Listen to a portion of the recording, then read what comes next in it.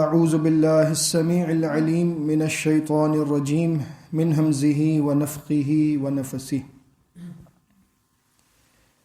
الذی جعل لکم الارض فراشا والسماء بناء وانزل من السماء ماء فاخرج به من الثمرات رزقا لکم فلا تجعلوا للہ اندادا وانتم تعلمون۔ سورہ بقرہ کی آیت نمبر 22 پر بات جاری تھی، اور اللہ رب العزت نے اپنی عبادت کا حکم دیا اور ساتھ یہ بات بتائی کہ تمہارا رب بھی میں ہوں، تمہارا خالق بھی میں ہوں، تم سے پہلے جتنے گزرے سب کا خالق میں اکیلا ہوں۔ اور اللہ نے پھر اپنی نعمتیں گنوائیں کہ وہی اللہ ہے جس نے تمہارے لیے زمین کو بچھونا بنایا اور آسمان کو چھت بنایا اور آسمان سے پانی برسایا۔ یہاں تک ہم نے بات کی تھی۔ اس کے آگے اللہ رب العزت نے آسمان سے پانی برسانے کے ساتھ ہی ذکر کیا ہے فَأَخْرَجَ بِهِ مِنَ الثَّمَرَاتِ رِزْقًا لَكُمْ، پھر اس نے تمہارے لیے اس پانی سے پھل پیدا کیے، تمہارے رزق کے لیے، تمہارے فائدے کے لیے۔ اللہ رب العزت نے، جیسا کہ میں نے آپ کو پہلے بھی بتایا تھا، کہ یہاں پر اناج کا ذکر نہیں کیا، گھاس کا ذکر نہیں کیا، بلکہ خصوصی طور پر پھلوں کا ذکر کیا، اس لیے کہ اس آیت میں اللہ رب العزت نے بہت ہی مختصراً اپنی نعمتیں گنوائی ہیں، لیکن جو نعمتیں گنوائی ہیں وہ شاہکار ہیں۔ زمین کا بچھونا بنا دینا، اس پر بات ہوئی، میں نے آپ کو بتایا۔ آسمان کا چھت بنانا، اس پر بات ہوئی۔ آسمان سے پانی برسایا، اس پر بات ہوئی۔ پھلوں کا ذکر کیا۔ انسانی زندگی میں پھل ایک ایسی نعمت ہے کہ جو ہر لحاظ سے خوبصورت بھی ہیں، فائدہ مند بھی ہیں، زود ہضم بھی ہیں، اور دیکھنے میں بڑے پیارے لگتے ہیں۔ اگر پھلوں کی تخلیق پر ہم غور کرنا شروع کر دیں تو میں اکثر جب بھی گھر میں ایسا موقع آتا ہے کہ انار کبھی کاٹ رہے ہوتے ہیں تو میں اپنے بچوں سے یہ سوال کرتا ہوں کہ ان انار کے دانوں کو جو ہم نکال رہے ہیں اس ترتیب کے ساتھ کون لگا کر دے سکتا ہے سوائے اللہ کے؟ کھول کر کبھی دیکھیں انار کے اندر وہ دانے کیسے لگے ہوتے ہیں، وہ غلاف جو اوپر چڑھا ہے وہ کس خوبصورتی سے چڑھا ہے، اس کا رنگ کتنا پیارا ہوتا ہے کہ آپ کو دیکھ کر جی چاہتا ہے کہ بس یہ انار میں کھا لوں۔ پھر اللہ رب العزت اگر چاہتا تو وہ ہمیں کسی بھی اور صورت میں چیزیں عطا کر سکتا تھا، لیکن اس نے اتنا اہتمام کیا کہ یہ میرے بندے، ان کے میں کھانے کے لیے ان کو پھل عطا کروں، اور پھل بھی اتنا خوبصورت ہو کہ اس پر غلاف بھی چڑھا ہوا ہو۔ یہ گویا کہ اللہ کی طرف سے ایک تحفہ ہے۔ جب آپ کسی کو تحفہ دیتے ہیں تو آپ اس کو ایسے ہی اٹھا کر نہیں دے دیتے، بلکہ اس کو گفٹ ریپ کرتے ہیں، اوپر ریپنگ چڑھواتے ہیں کہ بھائی میں کسی کو دینے جا رہا ہوں تو یہ ریپنگ کے اندر تحفہ ہوگا اصل، تاکہ جب وہ اس کو اتارے گا تو اس سے اس کی خوشی میں مزید اضافہ ہوگا، اور پھر اس کو اصل چیز اندر سے ملے گی۔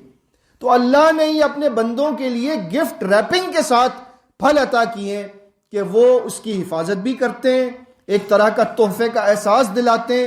لیکن ہم لوگ بڑے ناشکرے ہیں کہ ہم پھلوں کو بھی کھاتے ہیں، تمام اشیاء کو کھاتے ہیں، لیکن یہ بھی نہیں سوچتے کہ یہ ہمیں عطا کرنے والا ہمارا رب ہے، اور وہ ہم سے بدلے میں صرف اتنا چاہتا ہے۔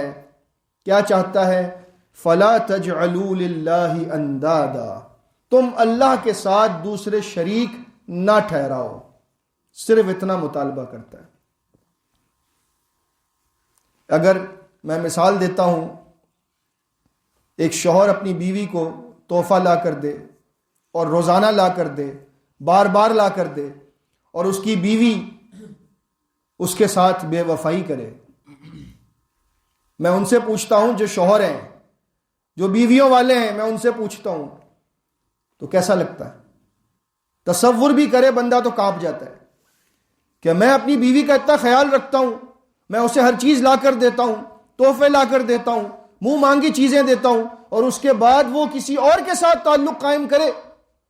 کسی اور کو اپنا سمجھے اور مجھے نہ مانے، میری نہ تسلیم کرے بات، میرے حکم کو چھوڑ دے، تو بندے پر کیا گزرے گی؟ آپ اگر سمجھنا چاہتے ہیں تو یہی مثال آپ سمجھ سکتے ہیں، کیونکہ اپنے پر پڑتی ہے تو بندے کو زیادہ سمجھ آتی ہے۔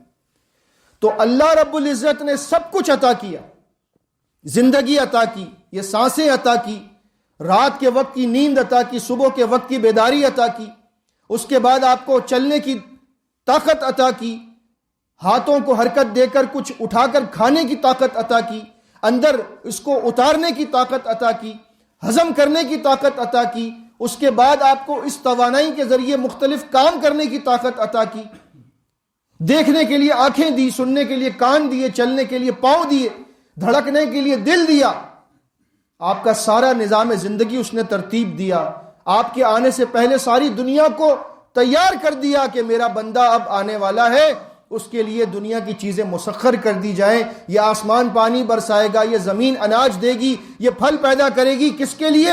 میرے بندے کے لیے۔ اور وہ بندہ کیا کرتا ہے؟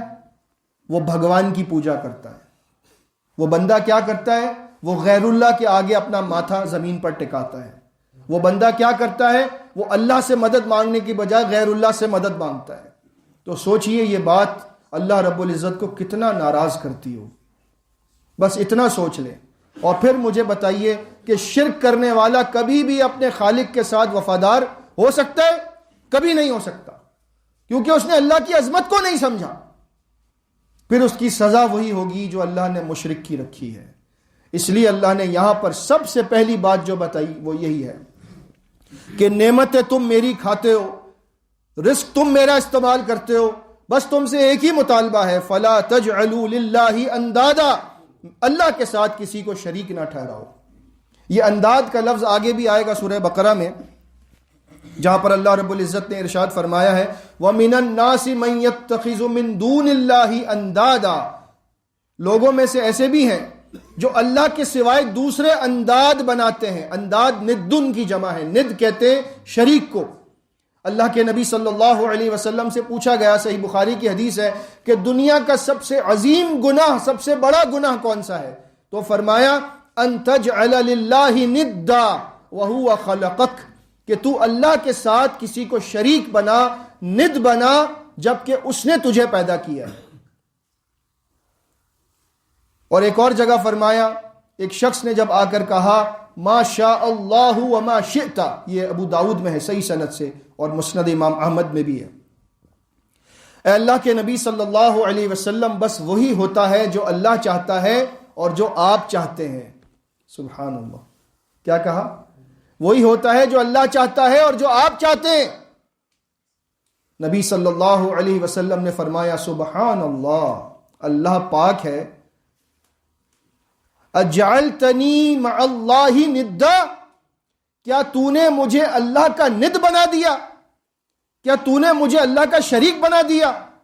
کہ تو کہتا ہے کہ جو اللہ چاہے گا اور جو آپ چاہیں گے، بل ما شاء اللہ وحدہ، نہیں بلکہ وہی ہوگا جو اللہ اکیلا چاہتا ہے، میرے چاہنے سے کچھ نہیں ہوتا۔